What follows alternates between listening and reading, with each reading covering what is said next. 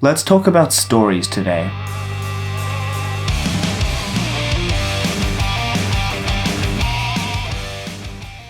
I really like the idea of being able to break your life down into little stories. Life is full of these little stories, but I don't think all of them mesh well together. But we're not always out seeking to write the novel of our life.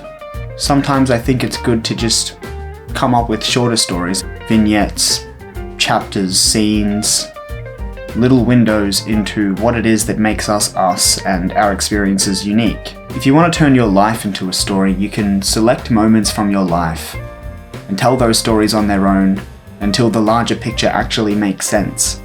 I find that turning my life into a narrative helps me put things into perspective. An inconvenience could just become a narrative hurdle. A revelation becomes a plot twist. A new friend becomes a new character. A transition from home or job or mindset becomes a character arc. Life doesn't have to be viewed through this monotonous lens, just because you don't think your life is all that interesting. Even if you lay around eating chips and watching Netflix, that says a lot about a person, and that person's life is full of stories worth telling, I think. So here are 3 ways that you can turn your life into a story.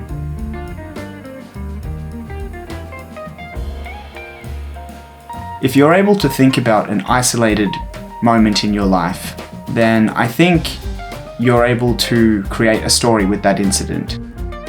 The first time you kicked a goal in your football team, that moment that you realized you left your school bag at home and your parents have just dropped you off at school and you now have to tell your mum that you've left your bag at home. That moment you went to pay for your food and realized you didn't have your wallet. If you can just analyze these individual moments, you can turn them into a scene. 200 words, 500 words, 1,000 words.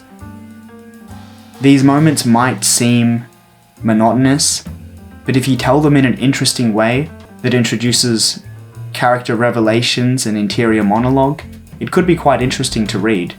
Some of these tragic moments in our lives can actually be quite funny in hindsight, and that's something you could explore by isolating a single moment and writing about it. When I say angle, I mean your approach to the scene.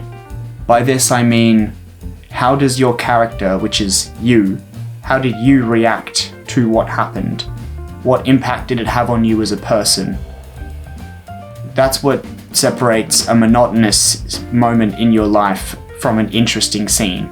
You can make a scene interesting because things have to happen to or around you, and they have to be insightful and engaging, and the best way to have your character or yourself engage with that is to show how it affects you. For instance, you go shopping for groceries for one thing but come home with 20 things and you still didn't buy the thing that you needed. In that moment, the angle would probably be frustration. Your character, who is you, is probably frustrated at having forgotten that single grocery item that you forgot. So you could approach the scene seriously or with humor to make it more engaging.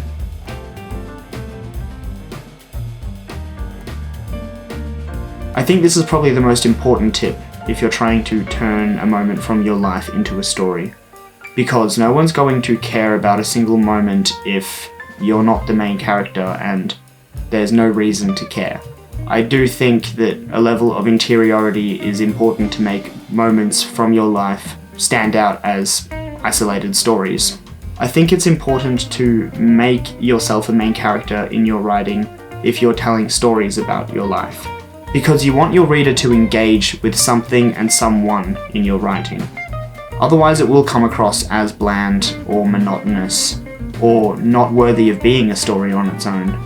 I think character is a great way for you to bring a sense of uniqueness to these otherwise monotonous moments in your life.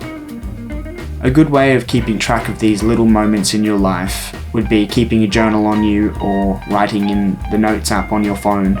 Whenever something interesting happens or you have a strange thought or observation, because you can use these later in your stories. I'm going to read a little story that I wrote a couple days ago about something that happened in my life. Something heartbreaking and shocking and devastating and emotionally damaging. A morning like the one yesterday. Cold as fucking no sun. Coffee, shower, clothes, bus, train, work. Half the day lapses. People spend their money on books they don't need when they still have books to get through. I'm just the dickhead who serves them. I'm just the guy who stocks the shelves, organizes the books by alphabet or subject. I'm also a nerd. A fanboy. I'm reminded of this fact when a co-worker leans over while I'm waiting for a customer to pay for their books. You like black books, right? She asks me. Of course I like black books. I'm a dickhead who works in a bookstore. I suspect my co-worker's going to tell me that she has spare tickets to the Dylan Moran show. He's here in Melbourne for that comedy festival. This is not why she brought it up. Another co-worker has a huge grin on her face. Her cheeks are flushed. What the hell does she know that I don't? Did you hear? She asks. Hear what? He's here. Who's here? He's in biographies. Who? Dylan Moran. Within minutes, I'm coincidentally walking through the biography section, where the rumour is confirmed for me in the nihilistic flesh. He looks older than he does in black books, and really he just looks like a bloke. An everyday bloke. But it's him. He heads over to Motivation, and I'm not stalking him, but I'm totally stalking him. I take a deep breath, brave up, and walk up to him. Hello, I say enthusiastically, hoping to pass as an energetic sales clerk, which I suppose is my job description. Dylan Moran snaps his head at me. His mouth is a hard line, jaw slightly tensed, eyes tired, squinting, all joy sucked out of his body. I've never seen someone look so displeased. I linger for 3 seconds, realizing I've made a terrible mistake. Then I flee for my life, hiding in a cupboard. I don't need to settle my racing chest. It isn't racing anymore. It is slow. Loud, but slow. Like all the joy has been sucked out of my body too. But then, that's Bernard, right? I shouldn't have expected anything else. Plus, what am I thinking saying hello to someone like him? I should have just left him be. He must be sick of people like me. But I can't help but wonder why he would walk into a bookshop and not expect his primary audience, people working in bookshops, to want to speak to him. He death stares me twice more before leaving the store in the coldest way possible. I wish I could just jump into an ice lake and vanish off the face of the earth forever, so I don't have to endure the leers of everyone enjoying my embarrassment. How's that for comedy? So I hope this video has helped you put your life into perspective in terms of how you can use it to tell stories. I'm currently organising my book release, which is about stories from my life. In a few days' time, I'll do a cover reveal for my book, so stick around for that. Thanks for watching.